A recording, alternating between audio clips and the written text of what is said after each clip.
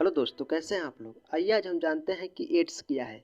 HIV एक प्रकार का वायरस होता है जो इम्यून सिस्टम को कमज़ोर कर देता है। एचआईवी का फुल फॉर्म होता है इम्यूनोडिफेंसिस वायरस होता है। एचआईवी शरीर में मौजूद CD4 कोशिका को नष्ट करने का कार्य करता है। CD4 कोशिका को टी सेल या टी कोशिका भी कहा जाता है।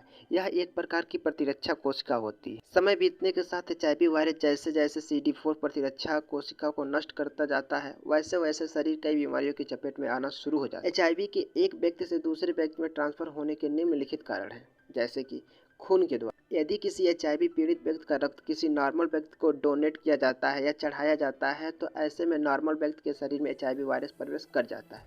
दूसरा, सीमेन या बीड़ी के द्वारा।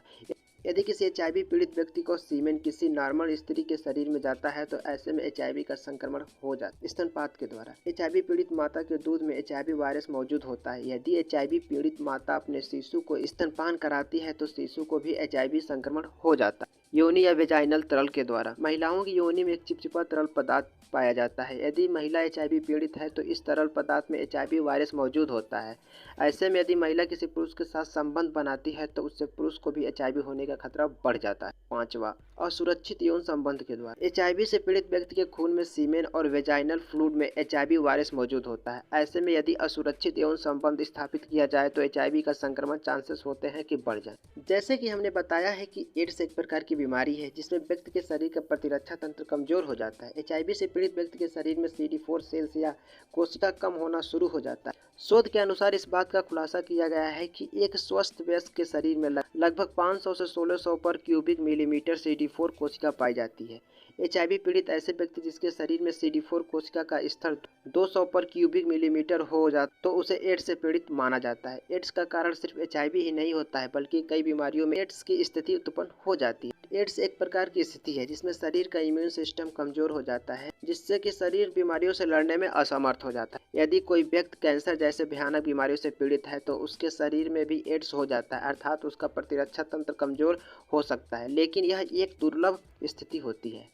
आज के समय में एड्स का कोई इलाज नहीं खोजा जा सका है। क्यों इलाज नहीं खोजा जा चुका है, इस पर हम अगले वीडियो में चर्चा करेंगे। यदि एड्स का पता न चले या किसी प्रकार की कोई मेडिकल थेरेपी न दी जाए तो ऐसे में व्यक्ति के जीवन के चांसेस मात्र 2-3 साल से अधिक नहीं होते हैं। यदि व्यक्ति के शरीर में कैंसर या कोई और घातक बीमारी हो जाती है तो ऐसे में यह अवधि और ज़्यादा घट जाती है। एड्स का इलाज ना होने के बावजूद भी कुछ एंटीरेट्रोवायरल दवाएं हैं जो एड्स को और घातक होने से रोकती हैं। इस प्रकार जीवन के चांसेस को बढ़ाया जा सकता है। एड्स से पीड़ित व्यक्ति के शरीर में निम्नलिखित बीमारियों के होने के चांसेस बढ़ जाते हैं। निमोनिया, ट्यूबरकुलोसिस या टीबी, कैंसर, क्रिप्टोस्पोरिडियोसिस। इसका मतलब ये होता है कि आंतों में पाए जाने वाले एक परजीवी के कारण होने वाली समस्या। टोक्सोप्लाज्मोसिस यानी कि मस्तिष्क से संबंधित समस्या जो एक परजीवी के कारण होता है। क्रिप्टोकोकस मेनिनजाइटिस मस्तिष्क को होने वाला एक प्रकार का फंगल इन्फेक्शन है। ओरल थ्रस मुंह और गले में होने वाला एक प्रकार का फंगल इन्फेक्शन होता है। हम जानते हैं कि अगर किसी को एचआईवी हुआ है तो उसे किस बातों का ध्यान देना चाहिए। एचआईवी से पीड़ित व्यक्ति के शरीर में प्रतिरक्षा कोशिकाओं की संख्या कम हो जाती है। ऐसे में व्यक्ति को यदि किसी प्रकार की कोई मेडिकल थेरेपी न दी जाए तो यह समस्या और गंभीर हो जाती है और एड्स की स्टेज तक पहुंच सकती है। तो जरूरी है कि एचआईवी संक्रमित होने पर बिना झिझक डॉक्टर से परामर्श लिया जाए।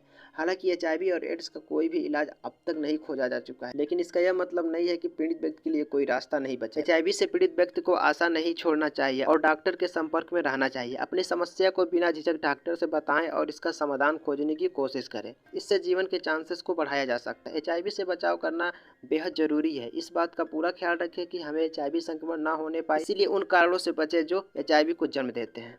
असुरक्षित यौन संबंधों को बिल्कुल भी ना अपनाएं क्योंकि यह बेहद घातक हो सकते हैं। किसी ऐसे व्यक्ति या महिला के साथ संभोग ना करें जिससे पहले से एचआईवी संक्रमण है। एक से अधिक पार्टनर के साथ संभोग ना करें, इससे भी इन्फेक्शन का खतरा बढ़ जाता है। संभोग करने से पहले पर्सनल हाइजीनिक पर ध्यान दें तथा अपने हाथों तथा प्राइवेट पार्ट को साफ रखें। संभोग करने के बाद भी अपने प्राइवेट पार्ट को पानी से धो लें ताकि किसी भी प्रकार का इन्फेक्शन के खतरे ना रहें। संभोग के दौरान कॉन्डोम का प्रयोग करें। चलिए अब मिलते हैं अगले वीडियो में। ऐसे वीडियो देखना चाहते हैं तो मेरे चैनल को सब्सक्राइब करें, लाइक करें और शेयर करें।